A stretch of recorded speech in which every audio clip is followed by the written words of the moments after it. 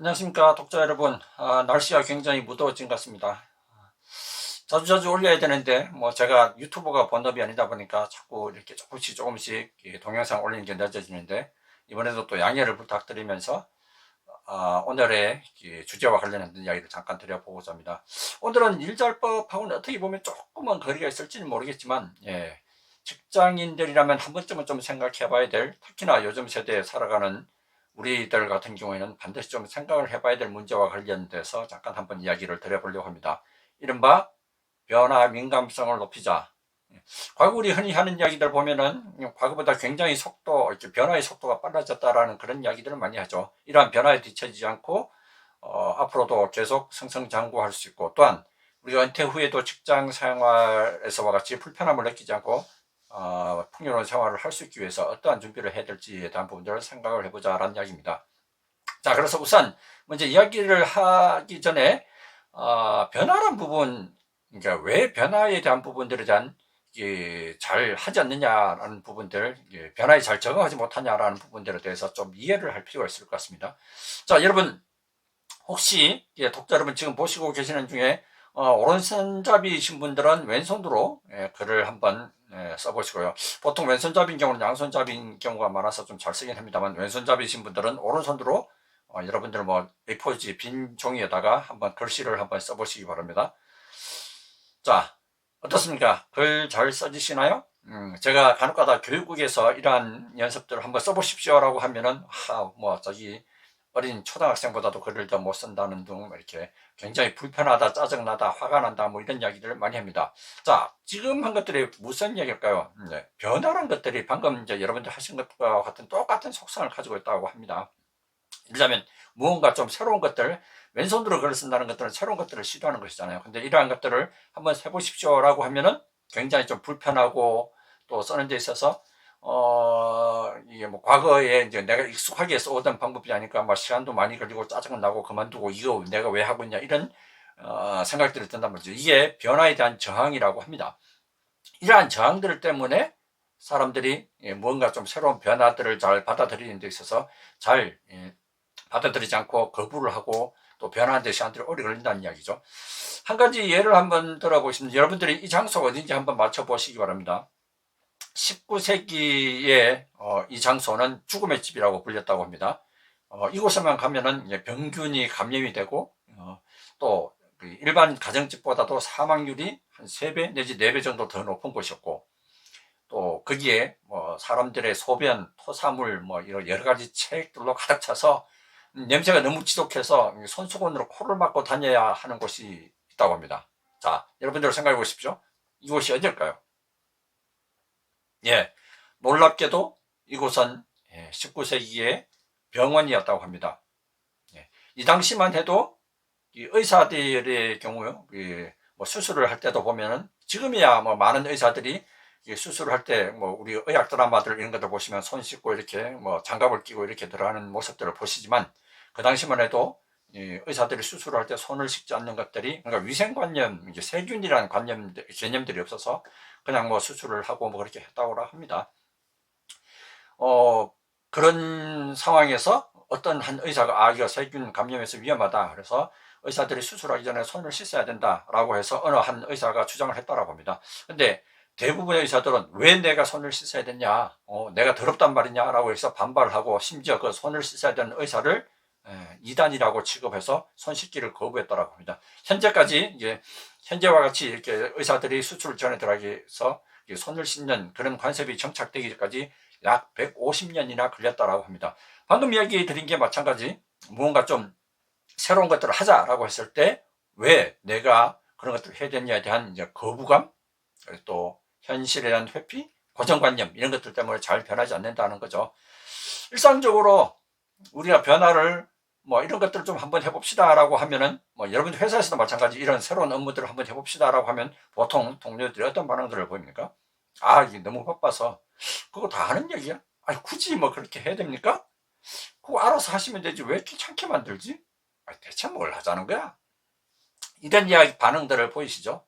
왜 이런 반응들을 볼까요? 대부분 보면은 무엇을 하자거나 이제 그냥 변화의 내용에 대해서 잘 이해를 하지 못하고 있거나, 아니면 반드시 뭐 굳이 우리가 변화를 해야 될 필요성을 못 느꼈거나 아니면 이것들이 했을 때 성공할 수 있을 거라는 확신이 안 들었었거나 또 아니면 그 변화하는데 들이는 노력에 비해서 이 성공으로 가져다 줄 보상이 너무 작아서 너무 많은 비용들을 들이는 것 아니냐라는 이런 부분들 때문에 변화를 잘 하지 않는다라고 합니다. 특히나 조직 생활을 오래 한 사람들일 경우 더더욱 변화를 잘 안 한다고 하죠. 왜냐하면 그 사람들은 이미 오랫동안 조직 생활을 해오면서 내 나름대로의 성공의 방식들을 터득을 해왔기 때문에 우리가 이야기하는 일잘법이라는 것들을 나 스스로 이렇게 하면 된다는 것들은 경험들이 성공 경험들이 많죠. 그러한 것들을 오히려 많이 알고 경험한 것들이 무언가 변화하는 데 있어서 방해가 된다는 이야기죠.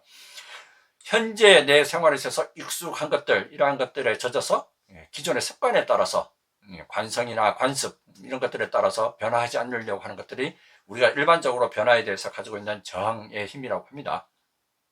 자, 하지만 오늘의 이야기 주제가 뭐 변화에 민감하자라는 이야기를 드리려고 했었죠. 한번 생각을 해봅시다, 여러분. 지금 현재 대한민국의 평균 수명이라고 해야 되나요? 남자가 한 78세, 뭐 남녀 평균을 보면 약 한 80세가 넘었다고 합니다. 아마 우리가 사망할 시점 되면 좀 더 평균 수명이 더 늘어났겠죠.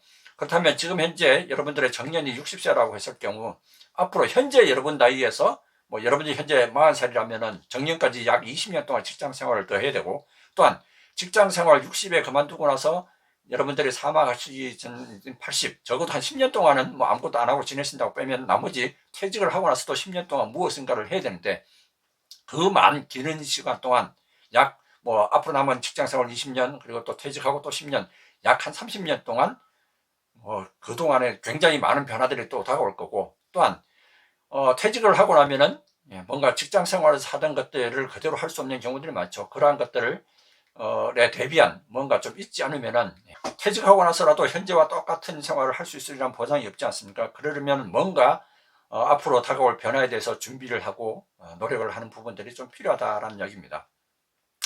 한번 생각을 해보십시오. 여러분, 만약에 여러분들 현재 하고 있는 일 그리고 여러분들의 가족 여러분 워크 앤 라이프 밸런스 이런 것들을 많이 이야기를 하니까 가족과의 보내는 시간 그리고 여러분 스스로의 개발 그러니까 우리가 오늘 이야기하는 변화 앞으로의 나의 삶들을 위해서 준비하는 시간이라고 봅시다. 그러한 것들을 뭐 100%로 이렇게 비중을 나누어 본다면은 시간을 현재 여러분들은 어떻게 투자를 하고 있습니까?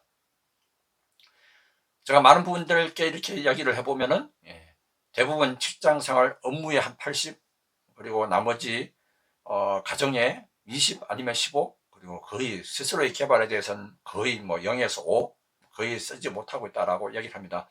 근데 이렇게 해서는 앞으로 말씀드렸던 변화에 대한 대응 그리고 앞으로 여러분들 남아있는 직장생활 또한 퇴직 후에 정년 이후의 생활에 대해서 제대로 할 수 있는 부분들이 좀 준비가 미흡하다라고 할 수 있을 것 같습니다. 그래서 이상적인 밸런스의 비율은 뭐 60, 20, 20 이 정도라고 하네요. 적어도 여러분들이 나 스스로의 이 발전 그리고 개발을 위한 부분들을 20% 정도 시간들은 투여를 해야 앞으로의 미래의 변화에 대해서 잘 대응하는 부분들이 성공적으로 수행을 할 수 있는 여러분들이라고 볼 수 있을 것 같습니다.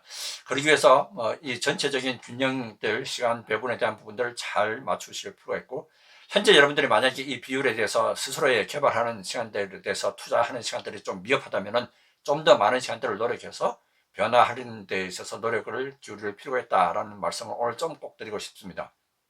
그렇게 하려면은 현재 여러분들이 하고 있는 일을 그대로 관습대로 하는 것들이 아니라 뭔가 시간 투여는 똑같더라도 질을 바꾸든지 하는 방법을 바꾸든지 해서 뭐 좀 질적인 변화 그래서 좀 더 빨리 하는 그런 새로운 변화들을 일으킬 필요가 있다라고 그렇게 좀 주장을 드리고 싶습니다.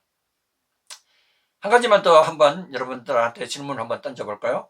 여러분들은 우리가 일반적으로 이야기했을 때 사람들을 변화를 뭔가 하자라고 했을 때 5가지 유형의 사람들로 이야기를 한다라고 합니다. 뭔가 좀 새로운 것들이 생겼을 때 가장 먼저 받아들이는 사람, 소위 말하는 이노베이터라고 그렇게 이야기를 합니다. 이 사람들이 약 한 2.5% 정도 그렇게 되고, 그 다음, 그 사람들이 뭔가 좀 새로운 것들을 받아들이고, 그 다음, 그런 것들, 이거 해보는 거, 저 사람 쓰는 거 보니까 괜찮은데, 라고 해서 빨리 남들보다 받아들이는 사람들을 early adopter라고 그렇게 이야기를 합니다. 이 사람들은 통상 보면은, 대부분 사람들 중에서 한 13.5% 정도 된다라고 그렇게 얘기를 하네요. 그 사람들조차 이제 뭐 새로운 것들을 받아들이고 나면은 early majority 그리고 last majority 그러니까 대다수의 사람들, 일반적인 사람들이 따라하는 것들이 약 한 70% 되고 나머지 끝끝내 그러한 새로운 변화들을 받아들이지 않고 저항을 하는 사람들이 약 한 16% 이렇게 된다라고 이야기를 합니다. 만약에 뭐 쉽게 이야기하면 여러분들이 이 5가지 유형에서 어디에 속한다라고 생각을 하십니까? 적어도 이노베이터는 되지 못하더라도 early adopter 또는 early majority 정도는 되어야 되지 않겠습니까? 예를 들자면 쉽게 이런 질문을 한번 던져봅시다. 여러분들이 어떠한 물건들 아니면 또 뭐 익숙한 뭐 회사의 일이든 뭐 이런 것들을 한다라고 했을 때 새로운 일들이 주어졌을 때 주저하는 편인지 아니면은 거기에 쉽게 적응하는 편인지 그것들을 보면 아마 여러분들이 이노베이터나 얼리 어답터인지 아니면은 레이트 머저리티인지 아니면은 끝끝내 변화를 장하는 사람들인지 한번 생각해 볼 수 있을 것 같습니다. 새로운 제품들이 나올 때마다 그 새로운 것들을 사서 그것들을 적용해보고 이렇게 호기심이 많은 사람들 있죠. 그런 사람들을 아마 앞에서 말했던 이노베이터, 얼리 어답터 이런 사람들이라고 볼 수 있을 것 같습니다. 말씀드렸듯이 여러분 우리가 뭐 모든 사람들이 다 이노베이터가 될 수는 없지만 적어도 우리가 얼리 어답터 또는 얼리 머저리티는 돼야 남들에게 변화에 뒤처지지 않고 현재의 그리고 앞으로의 미래를 잘 준비하는 사람들이 되지 않겠습니까? 그러기 위해서 지금이라도 우리가 일상적인 우리 뭐 흔히 늘상 반복되는 것들을 일상이라고 하잖아요. 이런 것들을 좀 벗어나서 새로운 뭔가를 좀 시도해보는 노력들을 기울일 필요가 있을 것 같다.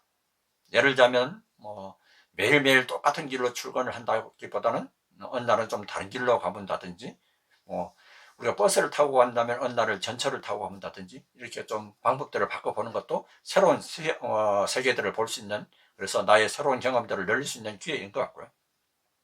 우리 또 흔히 요즘 보면은 이 휴대폰 그리고 내비 이런 전자기기에 대해서 너무 의존하는 경향이 있는데 이런 것들을 좀 줄이고 좀 생각이나 아니면 특히 이제 사람과 사람끼리 만나서 대화를 많이 하면서 뭔가 좀 얻는 것들 그런 것들이 좀 필요하지 않냐라는 생각들이 듭니다.